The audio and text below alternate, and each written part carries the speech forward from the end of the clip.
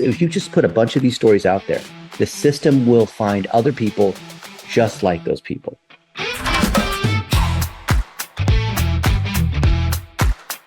One second here. Let's try this one. This one's a little better. I think it's there this we one. Go. Yep. This one? Yep. This Got that one. Okay. Yep. You said you switch microphones too, or are you good? Let me turn this light on too. No, I don't want the yellow. Hang on, it's the wrong color. Get all these colors here.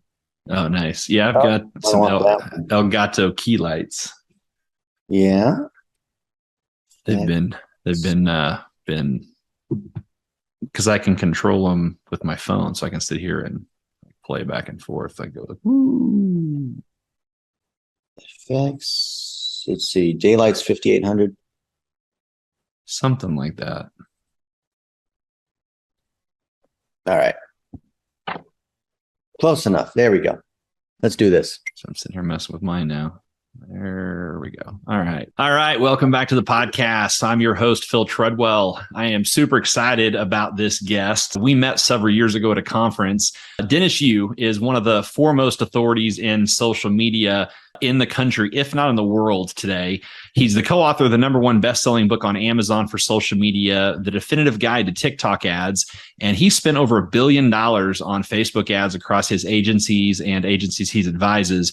He's often used as a resource and quoted on CNN, NPR, and the Wall Street Journal, Washington Post, LA Times, and he's spoken at over 750 conferences in 20 countries. And we were just talking about this, has flown an incredible 6.5 million miles training young adults and business owners. And man, that stat in and of itself is crazy. Like, I hope they give you like a plaque, like super duper medallion status for using someone's airline. I think they should. I've got 1 million miles in first, but I think the airline industry treats us like cattle. I think it's just a bus with wings, but that's okay. It's all about the people that you're meeting. It's not about, first class or the peanuts they serve. 100%. Because let's be honest, those peanuts or wafer cookies, whatever they sell, they aren't any good anyway. Yeah, the hot towel, I'll take that though. There you go. I do enjoy a hot towel every once in a while. But I digress, man. I'm excited about this conversation because when you and I first met, it was at Social Survey, which is now experience.com at the Create Wow Summit. And you guys were given some fire information, and your dollar a day strategy, it really changed the face of not only our business, but a lot of businesses in the mortgage and real estate space. But before we jump into that, I kind of just want to get your background, because you've been in social media ads and social media marketing really since the very beginning. I'd love for just to kind of set up for people how you got into that and how that kind of led to what you're doing today. I'm an old-time search engine engineer. I built the analytics at Yahoo just over 20 some years ago, for those of you guys that are old enough to remember. In real estate and mortgage is. And this was back when cell phones didn't have pictures and they didn't have cameras, and cell phones were actually cell phones. You used them for talking. And when the internet moved to social media, I didn't want to shift because I was used to building websites, and websites were basically just brochures. So I was caught off guard, and I'm not someone who wants to be on camera. I don't want to do selfies. I didn't even like the idea of blogging, even though it was necessary for SEO. And I found the hard way that there's no other way except to show human stories. I remember we had Cartier as one of the first clients we had. And we were the first to put Cartier. They do fancy jewelry and whatnot. French company, you've heard of them. We were the first to put them on the internet.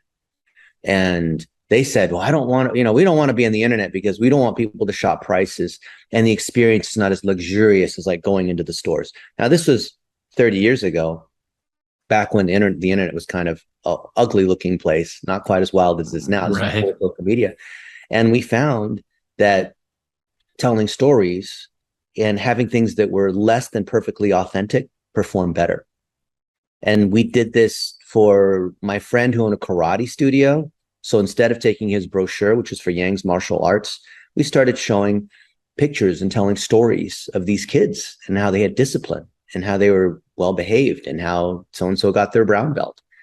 And I realized this one hack, Phil, that telling simple stories on your cell phone in a way that doesn't look like an advertisement was the key to social.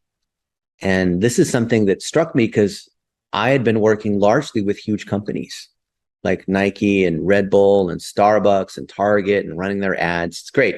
Carl's Jr. says, here's $1 million. Get us as many fans as you can. I'm like, okay, I'll take your money. Right. But then I found that things that were not directly in line with the brand, as in not directly selling, like contact me if you need a mortgage, or if you're a veteran, I can tell you about your benefits. Like, no, and instead of like direct selling, it was slightly indirect. So for Black Friday for Rosetta Stone, the Rosetta Stone is a language learning company, right? Selling super expensive. Well, in the yellow box, like $500 for levels 1 to 5 on Spanish. Instead of running the traditional Black Friday sales, we told the story of a paramedic in Portland and how, because he learned how to speak Spanish, he was able to save more lives, because it can be a critical 5 minutes to be able to ask the patient, hey, do you have any allergies, or are there things that we need to know? And being able to speak Spanish when someone had a heart attack or was in a car accident saved a lot more lives. And just, it was powerful. It almost made me want to cry seeing these stories. And these were cell phone stories. These were ones collected on a cell phone, not a professional TV camera crew, not filmed like it's for a movie, but simply on your cell phone, interviewing people, selfie style. Those things that we ran ads on perform better. So we took ads like that and we put over $1 million a day against them. Now, not many folks in mortgage and real estate are spending $1 million a day, but we found this worked at the highest levels. It worked for tiny little businesses. You probably know Align Mortgage out of San Antonio. They serve vets. So instead of just saying, hey, veteran, you've been serving your country, now it's time for us to take care of you, or you get your home benefits. Like, okay, great. Did you know that the government can give you, like, no, yes, you can do that. But telling the story about, the tours that you serve, veterans love to tell their stories, right? War stories, but having them tell their stories and putting it out there and arrange whatever armed forces branch. I'm not military, but just the system. We found out that at Facebook, and now especially TikTok and Instagram and YouTube, and there's no need to target. There's no need to be fancy. Just merely putting these stories out there and then repurposing. So since we last talked at the Social Summit, Phil, we found that when you share these vertical stories that are 15 to 30 seconds and you cross-post, repurpose, meaning you put them on TikTok, on Facebook, on Twitter, on Snapchat, on Instagram, on LinkedIn even, the system will find out, like you can take that same video, the system will find who is most likely to engage. And when one of them works, you just put $1 a day, $5 a day, repurpose it to your Google My Business listing. Maybe you're in Dallas and you're a mortgage expert. Fine, put it to your GMB, and the system will find other people that are more likely to engage with your content, because everything that's feed driven, which is social media, is all about having the algorithm find the people that are most likely to engage with that content.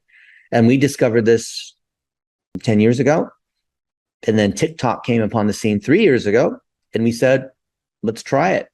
And the same exact thing worked. Except, you know what the difference is, Phil? I don't. I'd love to hear it though. So I was at Jake Paul's house, and we're filming a course on how you can become a social media influencer, because why not? I mean, Jake Paul, right?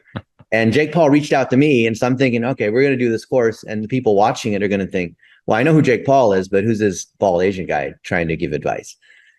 But we were making these videos, and I just posted one of them just randomly on the internet, showing the background of Jake Paul's house as we were filming. He's got a crazy house, you can imagine. And it's got a Lego wall in the back. You pull the string, these Legos fall out. He's got a gym in there. It's for boxing. It's a huge mansion. And just that nothing video got 500,000 likes and millions of views, because the TikTok algorithm recognized that it was Jake Paul's house and shown it to who? Fans of Jake Paul. Wow. So when you, as a loan officer, are walking around Dallas and you go to your favorite barbecue spots, or you're at White Rock Lake, going around the 9.5 miles, or you're in downtown Dallas at, at the 6th Floor Museum, you're like, whatever you're doing, you're in Fort Worth at the stockyards, this system is going to recognize what's in the background.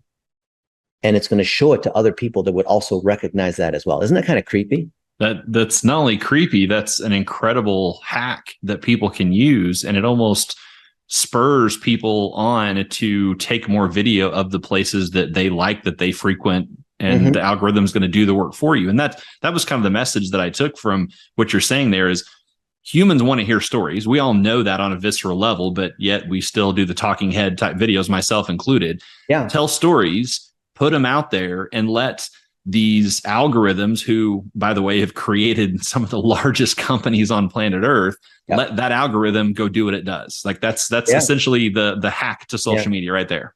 Yeah. So Phil, if you wanted to, hack right now with me, in your background, you would maybe have my best-selling TikTok book, or you'd have some kind of item, some kind of object to influence the algorithm to show it more to people, like something related to Dallas. Right. Yeah, interesting. Or something related, maybe you have something related to Brad Lee, because you had Brad Lee on your podcast and you want to target his audience, right? I don't want to say it's manipulative, but it certainly makes a lot of sense because the algorithm is getting smarter. It's almost like a human. Now, us as humans, how do we evaluate what service provider we want to work with? We're all service providers, dentists, lawyers, doctors, mortgage. We're all providing a service, right? We're looking at who we can trust, who that person's with, who they're associated with, who their other clients are, right? So if I've got videos of me and, let's say, Neil Patel, who's super well known in SEO, here's some socks I'm going to when I see him, then why not, right? So what you're doing right now in co-creating content with other digital marketing experts, when you put this out here and chop it up into different pieces on YouTube, Facebook, Twitter, and whatnot, the system's going to find my audience and now show this to my audience as well. So all you guys that are watching, think about, who do you know? I'm not just saying like go to any A-list celebrity that you know, or but who do you know in the community? It could be customers. It could be people that are not necessarily well known that you can co-create content with. So the algorithm will target according to the content, not according to the targeting that you specify. That's so crazy. So I want to get your take on this, because a lot of times, especially mortgage and real estate professionals, like you said, it is a little bit of an aging or older industry as a whole, right? They don't like this term personal brand. So we talk about, digitizing reputation. A lot of times we, and I'll say collective we and not they, will get caught up in just talking about the business and using social media for more of a media platform. And I know that your background is specializing in ads and really pushing out content that's going to create awareness and customers. But you even said the base of that is still telling stories. So for an average mortgage or real estate professional that on a day-to-day basis is trying to figure out, what do I post both for my business and that, just about me personally, what types of things should they be putting out there?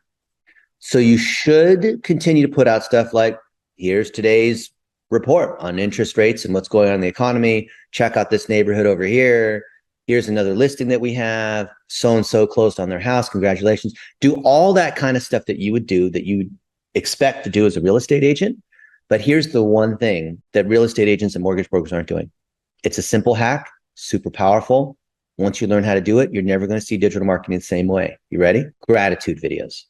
Anytime you have gratitude, you wake up in the morning and you read 1 Corinthians and it inspired you.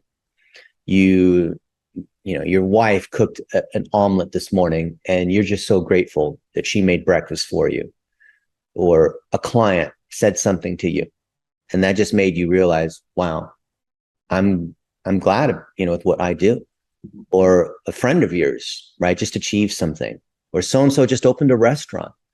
Or, whatever it is, like anything that you're grateful for, when you put that out there in short little stories, when you're talking about them instead of you, it hits way better on social media, and it actually does better in lead gen, which is, of course, why we're doing this. Do you know why? No, I'd love the answer to that as well. Well, think about this. When you do the exact same thing that everyone else does, you're going to get the same results, which is the masses, right? But the psychology here is when you're spending your time in gratitude and you are thankful for other people, for your church, for being able to play golf, you're just grateful that, you, whatever it could be the smallest thing, you're sending a signal of abundance instead of like, I don't have enough. And I'm out there just trying to get as many leads and as many connections and try to hit up people for referrals and trying to get all the real estate agents to send me all their loans. No, you're showing abundance, and that abundance is communicating that you are a relationship oriented person and you take care of your clients and you're doing a good job. And the abundance mentality is also saying that you're successful without ever having to say that you're successful. I was with That's my so buddy awesome. Daryl Isaacs two days ago, and we went to the Win, and we're filming a bunch. Daryl Isaacs is a personal injury attorney. He's probably the best known personal injury attorney, which is kind of like a Better Call Saul thing. He's done over $2 billion. Wow. And he lives in a $10 million house, and he charters private jets for his team to go around, like all that kind of stuff, all that wealthy kind of stuff, right? But he doesn't show it off. Instead, he talks about these different stories. Like he had Kenny Walker, who won the slam dunk championship, I think back in like 1989. And he was there speaking at the conference, and they were playing hoops together. They set up a little basketball court, and we're just joking about that. And it was a lot of fun. And he was edifying Kenny Walker. Kenny Loggins, I think, is the country guy. But he was edifying Kenny and how they've been friends over the years. And that was just so cool, being able to see that moment instead of like, oh, this guy is an NBA slam dunk champion. And look, he's friends with me. And I invited him to come speak at my conference and see how important I am. No, it wasn't that at all. It's the vibe. So when you are edifying other people, that vibe is what comes through. And that's what people are attuning to subconsciously. Only 10% of what you say is what's actually communicated, right? 90% of communication, some people say 93% of communication is nonverbal. So when you're in a moment of gratitude and you're honoring someone else that has nothing to do with real estate or mortgage, that's when you're in that power position and people then trust you. And then when it's time to get a mortgage, when it's time to call up an agent because you want to buy or sell your house, then who are they going to think of? The person they trust. They don't really know who the best real estate agent is, and they really don't care. They don't understand all the details. They just want someone to take care of it. And the person who they think can take care of it is the person who they trust. It's really that simple. Co-creating content is the best, especially when you're edifying someone else. But even if you take your shower or you go on your morning run or whatever, and you have something that just struck you, and at that moment, while you're sweating and whatnot, you make a video edifying them or edifying that thing, that's super powerful, because then people see you as you are instead of that business card thing where you're dressed up in a tie and it looks like a yearbook photo. My buddy Braden Moser, he runs digital marketing in Kansas City for a lawyer. I happen to have a lot of lawyer friends for some reason. And he gave the standard excuse about how he was too busy. Oh, I'm too busy to make the videos. I'm too busy to do this other stuff. And I said, no, you don't. It takes you a whole minute to make an excuse. In that time, you could have already made a 1-minute video. So he was heading into an exercise class where these guys were literally doing these weird kinds of motions, whatever. And he made his 1-minute video while he was huffing and puffing and doing these exercises, moving up and down and all, and saying like, yeah, I just wanted to say I'm grateful for blah, blah, blah, while he's moving, and all the other women are doing their exercise, and he's making his video as he's doing this. And he posted it, and it took off on LinkedIn because it wasn't a studio perfect podcast kind of style video. And it was interesting because you're like, wow, why is his head moving up and down? Why is the background with these other women that are also like doing this exercise together at the same time in the studio? It's just way more interesting. It hits on all different levels. It's got the gratitude, interesting background with motion, a good story that communicates some level of empathy, right? That shows that he has an abundance mindset, and that helps his firm succeed. Instead of putting the owner of the firm saying, I'm James of Kansas City Accident Attorneys, and if you get in a crash, you need to call me. Like, we're tough against the insurance companies, and we'll get you the compensation you deserve. No, everyone knows what that's like. Yeah, and it's interesting because we default to this for people to trust us.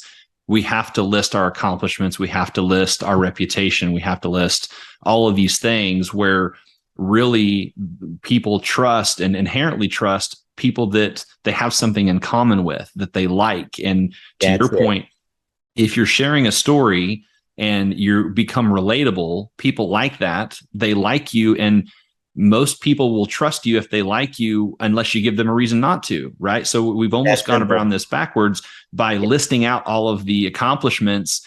You sound salesy, right? There's that stereotype of, I think I use the word smarmy, right? Like the slick back hair. That creates an image that people don't trust, like viscerally. They immediately throw their guard up. And so you're almost doing the opposite that you're wanting to accomplish by getting someone to trust you. Yep. And especially if you can show moments of you and that other person hanging out. So I went to Sky Zone, which is a trampoline park, with a friend of mine who runs a PR agency. And we're bouncing around, if you've ever done one of these sorts of things, just having a good time and just sharing some of those different moments. And what's going on is we're sharing the connection that we have, not like, oh, I'm going to take a selfie with somebody at a conference, just like all the 100 other people that want to take a selfie. No, we're showing the vibe that we have. We're showing the connection. We're showing we're having a steak dinner together, right? We're going hiking. We're doing these different things, all these things to show a depth of relationship. When you show that you have a depth of relationship with anybody, it doesn't have to be some famous person. Other people say, this is the way this is the way Phil Treadwell behaves in his relationships. I think that when I'm buying or selling my house, there's going to be issues along the way with the inspection or getting the right leads or an open house, or all the different things that have to happen with the paperwork and the bank and all that. And I think Phil is going to take care of me. I get the sense that he's going to be there for me because of the way he behaves in his other relationships.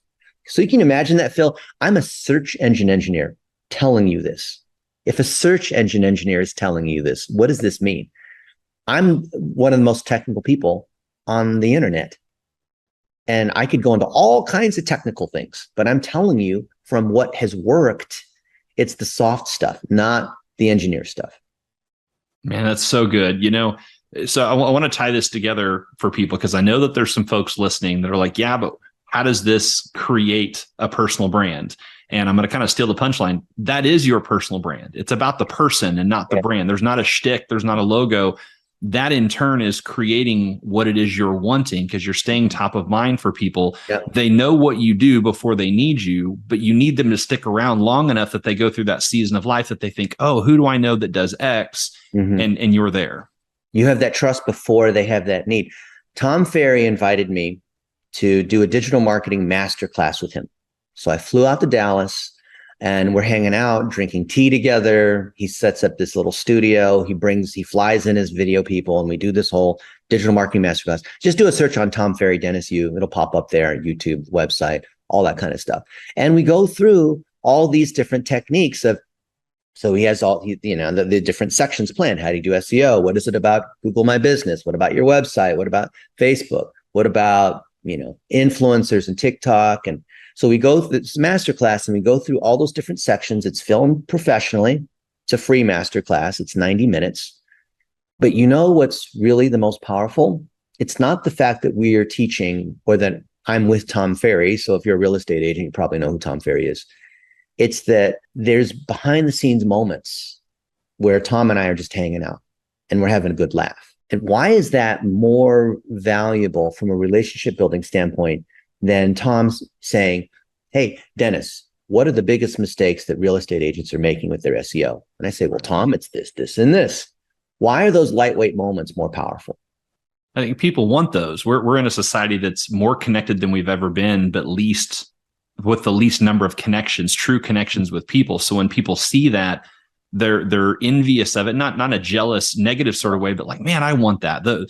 Dennis and Tom, they have that. And those are people that like you attract people to you whenever you're showcasing those types of moments. Yeah. So Barry Habib and I have hung out a bunch of times and made a bunch of videos, and he's very professional. He knows how to speak on TV, obviously with CNBC and this kind of thing. And he and I have done podcast style videos where he's asking me questions about personal branding, about Facebook ads and all this. He's a fantastic guy. That's good. But what was better? When I was at Barry Habib's house and we're in his kitchen and he's cooking eggs and he's saying, Dennis, how do you like your eggs? Scrambled, please. You don't have to cook.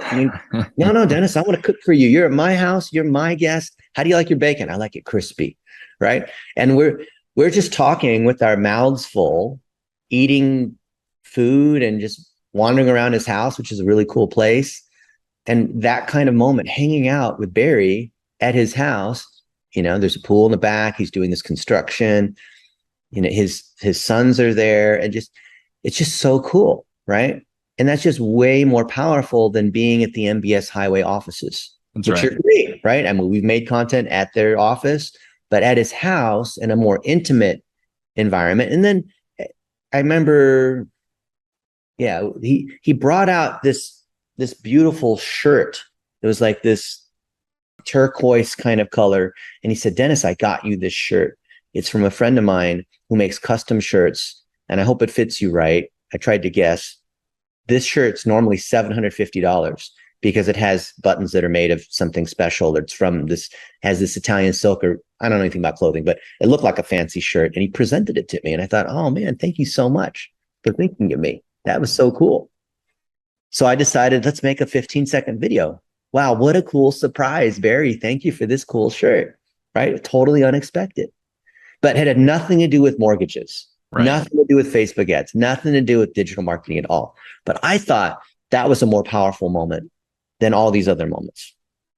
And I bet you guys are sitting on these sorts of moments that you are either not recording, or they maybe were recorded years ago, and you could use that to build your personal brand, not because you're trying to become famous, but because when you want to be the guy in your city, then you post it to your Google My Business, you post it to your Facebook page, you post it to these other places, and the algorithm will circulate that among people in your neighborhood. You're not trying to become Gary Vaynerchuk and have millions of followers. You're trying to generate more leads in your city. So this is what you do. You said that people are sitting on these and either didn't record them or recorded a long time ago. And Barry's has originally a mentor, has become a pretty close personal friend as well. And one of the first times we had a meal together was this really, really cool Italian kitchen, really home style, true blood Italian type place. And, Barry's at home anytime that there's, food and wine and things like that. And he ordered essentially entrees for apps. He's like, I have the chicken parm here and do whatever. And it was a really cool experience. There was, I think, 7 or 8 of us. And, when the wine came, they smelled the cork, the wine wasn't right. And just seeing the authenticity of who he is truly someone who embodies gratitude that you talked about earlier, more than almost anybody else, which I think is in large part why he has the network he has, the success he has, the business he has, and all those types of things. And why there's so many cool memories that people have with him, because every time, and I got to talk to him about a week ago, we did a short recording about the markets. The whole time he asked about my wife, he asked about my family, he asked about my business, all of the things we talked about. And he just was super appreciative. I was asking him for something, asking for his time. He was giving me a little bit of time on the weekend, on a Saturday, no less. And he was thanking me and appreciating, the conversation we were having. So it just, even as we sit here, light bulbs are going off of all these different things that we're not capturing, me specifically, but I think it's probably true for everybody, that we could be out there showcasing, to your point, not because we want to be a celebrity, not to brag, but because we have true gratitude. It's coming from the right place, and that attracts the type of people that we want to do business with. Oh man, you hit the nail on the head. You see, literally look at how Barry behaves. It's just gratitude nonstop. Someone like him could boast and say, yeah, I'm good friends with Tony Robbins. I go to the Super Bowl and hang out with these other celebrities. I have lots of money. Like, he never does any of those kinds of things because he's constantly focusing on you, Phil. He's asking how you're doing. Yeah. I want to ask Barry, how's your cancer doing? Right? There's other things I want to know about. I care about you. But instead, he shifts the attention on me. He's like, Dennis, so I can't believe you came all the way out to my house in New Jersey. I know you're super busy and your time is super important. I'm thinking, Barry, why are you telling me that my time is super important? You're Barry Habib, dude. I flew out to come hang out with you. Why not? Right? How awesome is that? So the reason why Barry, I believe, is so successful, I mean, yes, he knows a lot about the market and all that kind of stuff. It's because he has such empathy, and that empathy shows through where he has gratitude. Is not a fake gratitude. It's who he is all the time. So if each of us, no matter what stage we are in our career, no matter how old we are, no matter how good we are on camera or not, you don't have to be a TV show host like Barry or Phil. Literally just show these moments. Show gratitude authentically without judging yourself about how you sound, or like, I don't even have any hair. It doesn't even matter. I guarantee you, if you put stuff out there like we're talking about, you're going to see your business transform. And it's not because of technical marketing, weird hacks and software and stuff like that. It is simply communicating humanity of who you are in cell phone video. I love that. I love that. I'm not even going to go into any more questions about content because I think you nailed it, and people need to absorb what you just said. So I want to go a little bit tactical, and I may have contradicted myself there. I want to shift gears, and I want to talk about platforms, right? You have a huge history with Facebook as far as, ads and dollars spent and things of that nature. Obviously, you're one of the foremost experts on TikTok as well. You mentioned a couple of times that people need to be putting out content everywhere and let them, do what they do. Let those algorithms do it. For those that may not have the bandwidth or just trying to kind of, dip their toe in the water, that maybe they're not putting out content at scale, they're not putting out content at all. What are the couple of platforms that they need to be focusing on first as they start branching out? This is a question people ask all the time. I'm going to give you an answer that is completely different from what everyone else is saying, but it's also correct. And you can verify this is the case. So people will ask, should I be on YouTube? Oh, I should be on Facebook. Maybe, TikTok's where it's at because that's where, all the cool kids are and it's blowing up. And now there's more traffic on TikTok than Facebook or whatever it is. TikTok's the number one website. It's more searched than Google. Like, yeah, it's true. Oh, we need to be on, Snapchat because Snapchat's more local and we're doing more local kind of stuff. Or I need to be on Twitter because Twitter's where every one of those questions is wrong. Here's what you need to do. You need to make vertical cell phone style video, short little 30-second stories, edifying other people, gratitude, sharing your knowledge. You can do the market updates, that kind of thing. But here's the thing. You make the content independent of the channel. This is what everyone else misses because they make content for YouTube. They make content for Facebook. They make content for the website. No. You make the content. Second step is you edit the content.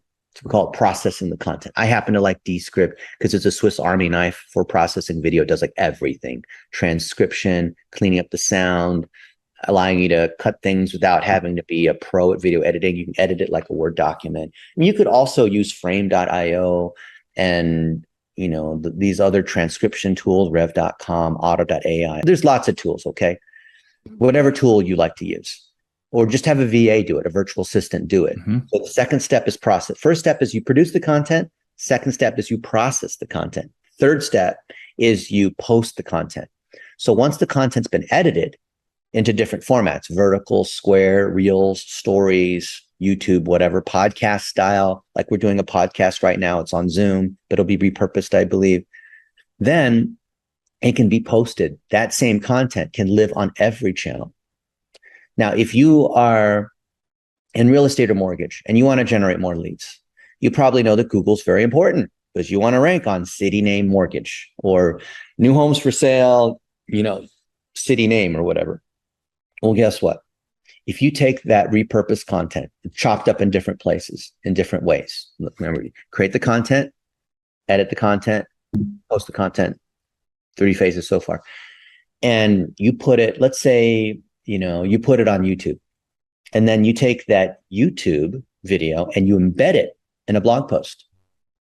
Now you have Google inside of Google because Google owns YouTube. And you take that blog post and you share it inside your Google My Business. You take that same video that was originally on YouTube, but you upload it natively to Facebook and you run it as a lead ad. Or you just post it to Twitter, upload it natively, not posting a Facebook link to Twitter, not posting a YouTube link to Twitter, right? But uploading it natively. If you upload natively to every one of these channels, then now you're on all the channels. And now you don't have to worry about, well, I don't really have time. So what are the 2 channels that I should spend the most time with? The answer is all of them. Yeah, but if I try to do all the channels, then I'm going to be a jack of all trades and master of none. I'll do like a poor job across all of these. I'd rather just pick 1 or 2.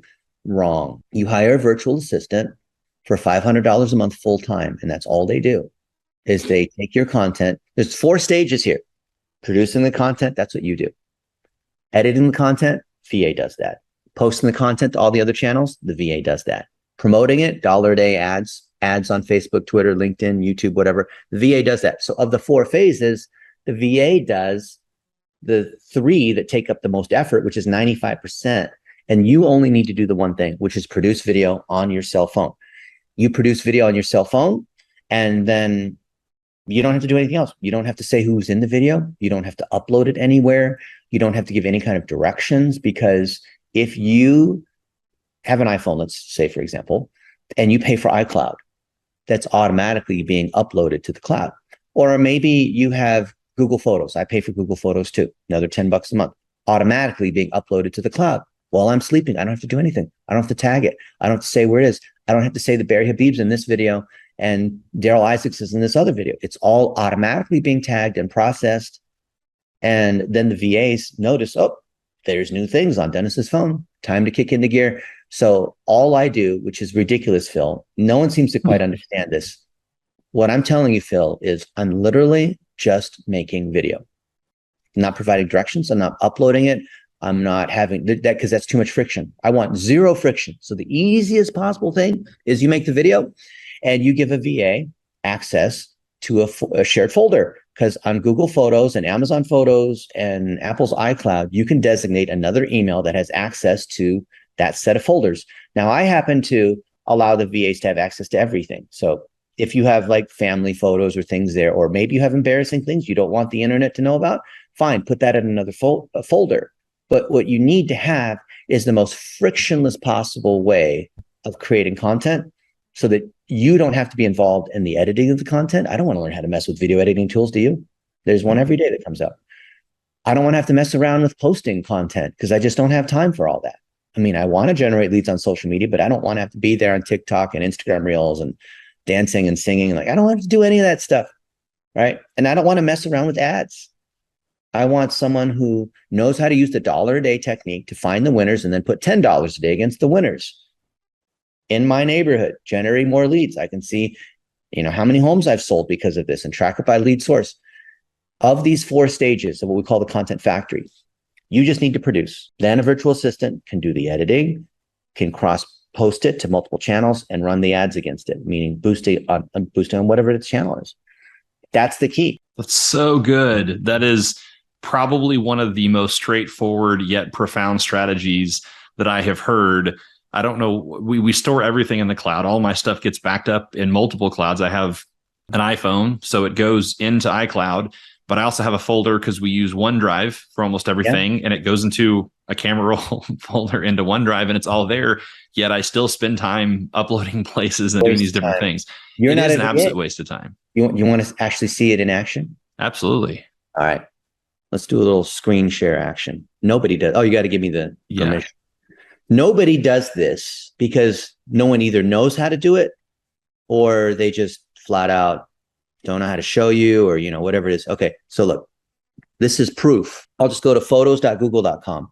This is automatically being uploaded from my cell phone and automatically being tagged. So hopefully the internet's not too slow here. Let's see. It doesn't love screen share from Zoom. I know that. Okay. Well, all right. So there, I'm with Daryl Isaacs. We're at the Win. We're making videos. And this is Shep Hyken, best-selling author on customer service. There's my buddy Gavin there. We're at Social Media Marketing World. I interviewed Mike Stelzner on my podcast. Here it is, 28 minutes. You see that? Okay. Now, Phil, name any city in the world. Rome. Well, I've been in Rome, and here's the Acropolis, and then inside, I think this is St. Peter's Basilica. Pretty cool, right? And I was in Rome back in 2017. No, this is not Rome. This is the freaking Washington Monument. So Google doesn't exactly have it right all the time. Yeah, anytime they see these like pillars, they think it's like Rome. But like, this is, how cool is this? Is this the Colosseum? I don't know what this is. No, this is something else. I don't know. All the ruins look the same after a while. Okay. Right. But you can see like this, when you look at the details of any of these things, like here's the whatever, someplace, all the data is automatically being tagged by Google. So name an activity, or name a food, or name an object. How about a dog? Dog. So what does Google think about dogs? There's lots of dogs. Here's my buddy Mark and his blue heeler. It's a dog, right? And here's a dog that's in the background of me taking a picture of a Cocoon bottle. this doesn't look, I think this is like a toy lion, but okay, fine. Here's a dog. These are all dogs. And so the system is automatically figuring out what's going on here, right? Because I can click on this and I can see the details associated with this and who's in the picture. So all I have to do is literally capture it and it's all going to be here. So I could like name a kind of food, for example. Fettuccine, like pasta. Okay, pasta. Okay. So what does Google think about pasta? Here's lots of pasta, right? Is this pasta? Looks like pasta to me. And I'm in Italy eating pasta. That's pretty good, right? It's in Rome, actually. So I could say pasta in Rome and it would then give you two pictures. That's so crazy. Yeah. Last meal in Rome. That's pretty awesome. Actually, no, it wasn't. No, yeah, it was. It was because this is the one I had. Every time I'm in Rome, I eat the pasta. And wherever you go, even the crappiest restaurants, it's delicious. I don't know what they do. Have you had pasta in Rome before? I actually have had pasta in Rome before, and it's definitely different than what we eat here. It's incredible. I don't know what they do. There's something different. So I know you can't taste it from me, but it looks good, doesn't it? It looks incredible. You know, what you're talking about here is so powerful because it's now taken everything that we do and systemized it. So you've taken every excuse away of why they only focus on one platform, why I'm not creating and posting more content. What you're saying, and this may be layman's terms, live your life, share videos, 30, 60-second videos of gratitude or telling stories about your life, have it go into a cloud where someone grabs it, creates content and posts it for you. Like that's the long and short of this whole thing. And no one in mortgage and real estate can't say that they can't afford a team because for $500 a month, you can have a full-time VA that just sits and pushes this stuff out for you. $3 an hour. Last I checked, I mean, would you work for $3 an hour, Phil? You know, it's interesting, you know, and here's the thing. I saw a post today. It's so funny that this conversation's happening. I saw a post today from someone who was paying a VA 2 hours a day from, you know, middle, like lunch to 2 or something like that. Yeah. $6 an hour. That's and that was $2 an hour more than this VA had ever made. The most that ever made was $4 an hour. And the work was incredible. It's good money. That's $1,000 a month. That's a lot of money. Yeah. Yeah. In the Philippines and Pakistan and Kosovo. I know these places are third world countries. They don't like to think of themselves as that, but they are. Next week, I'm flying to Pakistan and I'm speaking in front of 30,000 folks, including the president of the country, the top leaders. And the reason why they're inviting me out is because we're teaching these people how to make $500 a month, because that is life-changing income. Yeah. And these virtual assistants are all going through our training, learning how to process content, learning how to pull down these photos and edit them and turn into blog posts and put them on GMB and TikTok, turn them into Facebook ads, like all that kind of stuff. These people are seriously going through these certifications for a profession. This is not like some community college, high school kid that wants to learn digital marketing on the side and is sort of like doing it as a hobby. These people are doing it as a career because $500 a month is life-changing income. You know, McDonald's is raising their min wage to 22. Actually, it's in California. The minimum wage in California is going to $22 an hour. That's so crazy. And we're hiring VAs at $3 an hour. And who do you think is going to do a better job and cares more about their job? That $22 an hour McDonald's person or someone working for $3 an hour working for you? And they're super grateful, these people at $3 an hour. That's exactly right. It goes a difference of I'm entitled to this versus I'm so grateful for this. Look, I'm an American. I was born in Dayton, Ohio, America. But for us to grow our businesses, there's stuff that we shouldn't do. Right. And for every 3 or 4 VAs that you hire, which means your business is growing, you hire another American. The Americans are the ones who talk to the clients. They're the loan officers. They're the ones who, I think of it as like in a restaurant, because we're talking about the Italian food and all that, there's waiters and there's cooks in the restaurant, right? So the Americans are like us. We're doing high value things like talking to clients, building relationships. In the back, you have the cooks. And what are they doing? Chopping, grilling, slicing, washing, all the things that cooks do. Right. But what happens when a waiter, let's say you and I are waiters. We're really good with relationships and talking and that kind of thing. What happens when a waiter tries to go into the kitchen and start messing with the knives or start cooking things where there's flames involved? Yeah, typically doesn't go well.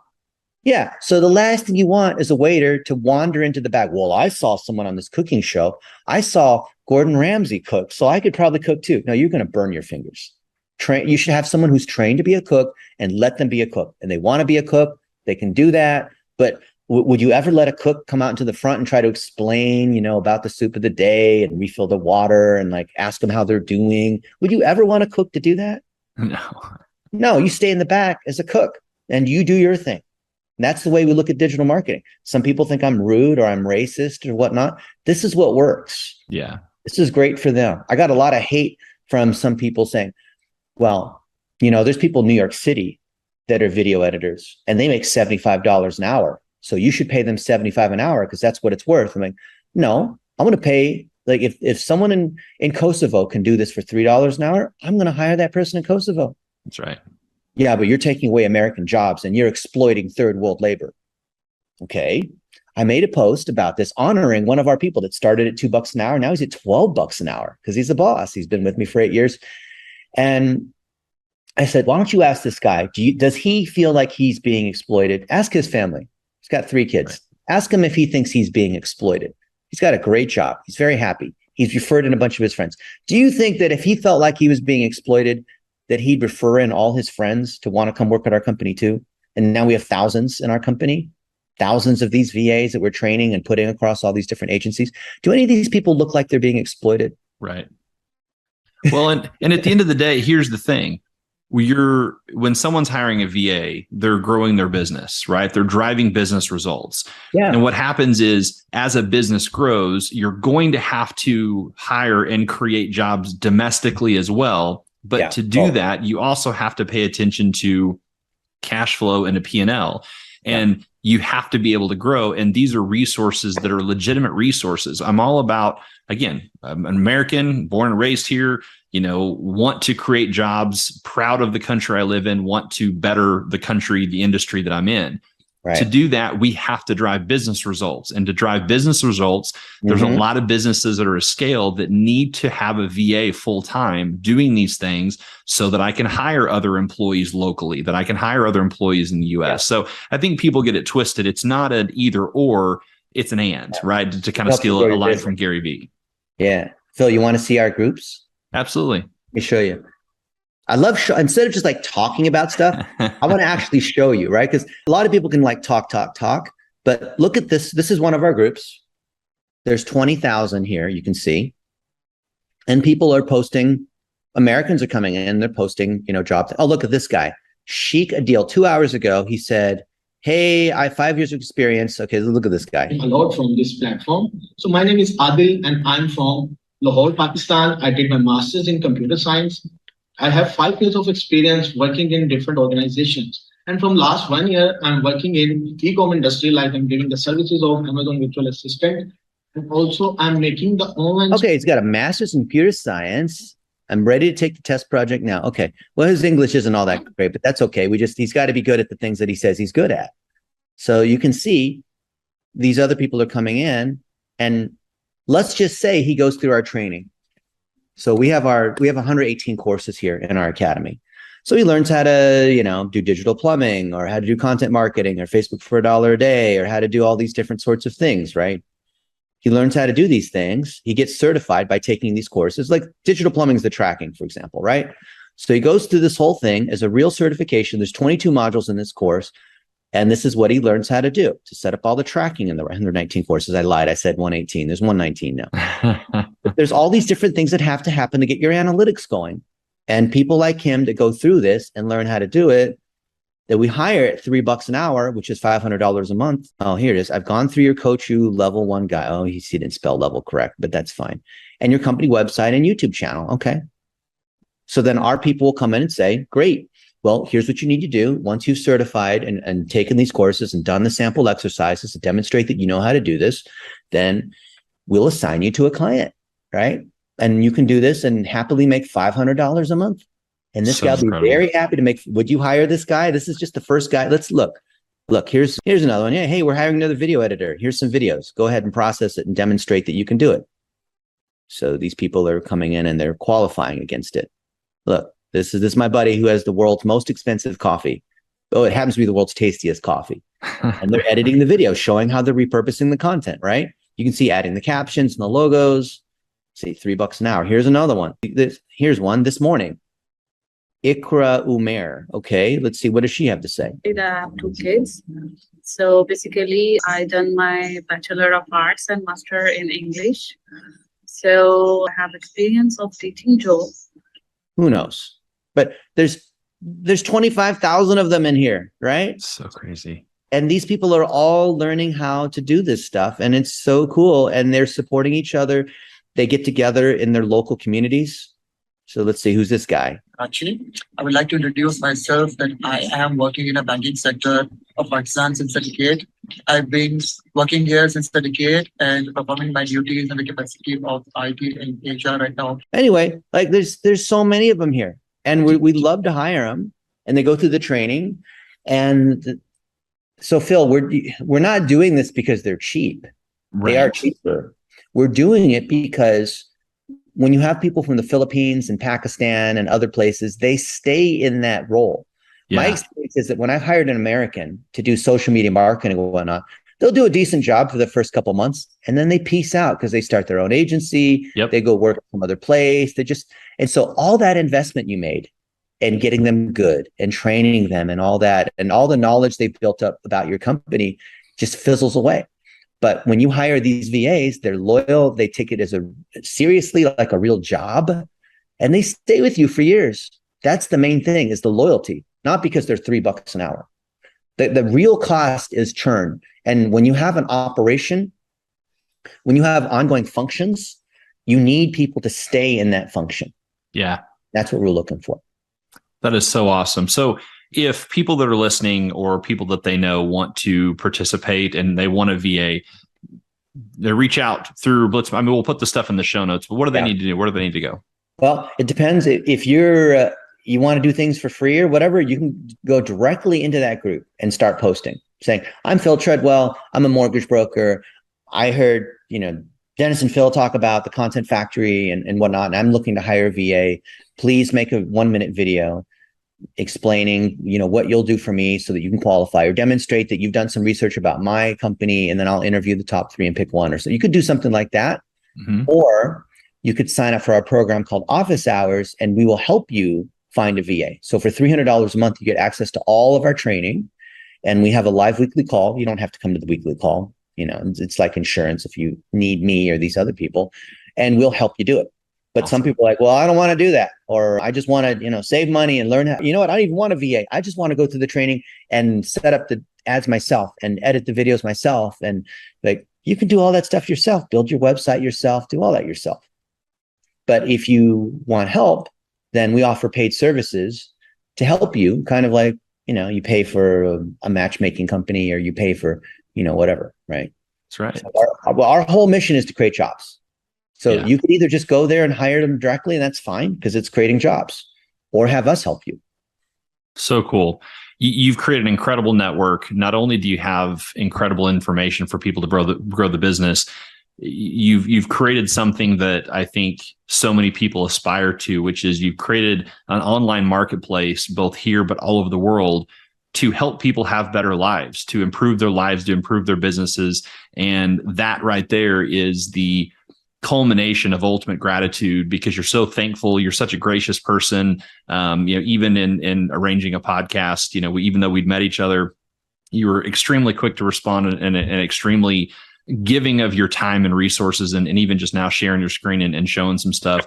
I'm full of gratitude and appreciate not only what you do and what you're doing for this podcast, but what you do for everybody that comes in contact with you, and really appreciate what is happening as a result of your content, your message, your mission here for my industry, for the online digital marketing industry, and the world as a whole.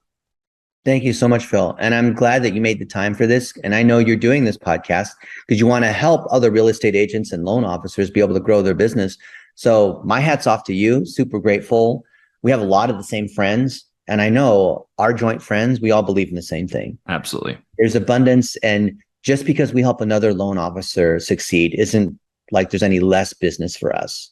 just because another digital agency, a lot of agencies watch our stuff. We coach 2,000 agencies. Just because another agency wants to copy our stuff, I'm not mad. I'm happy. Right. I'm thrilled. Right. Oh, we're going to copy Dennis's training and all that. Great. Love that. Do it. Please, that's more people creating jobs and more people training. The more successful you are, the more people we can elevate and talk about how they, like you mentioned at the beginning of the podcast, how you've been using $1 a day and how it changed your business. Awesome. It's not like there's any less for me when you're successful. Yeah. Well, I love that. I love that spirit, and I appreciate what you do. Dennis, you've been an incredible guest. I want to be a good steward of your time. We will put some links in the show notes, everybody. Go check out Blitz Metrics. Go check out these community groups. Go follow Dennis. Go spread some love, spread some gratitude, and we look forward to catching up again soon. Thank you, Phil.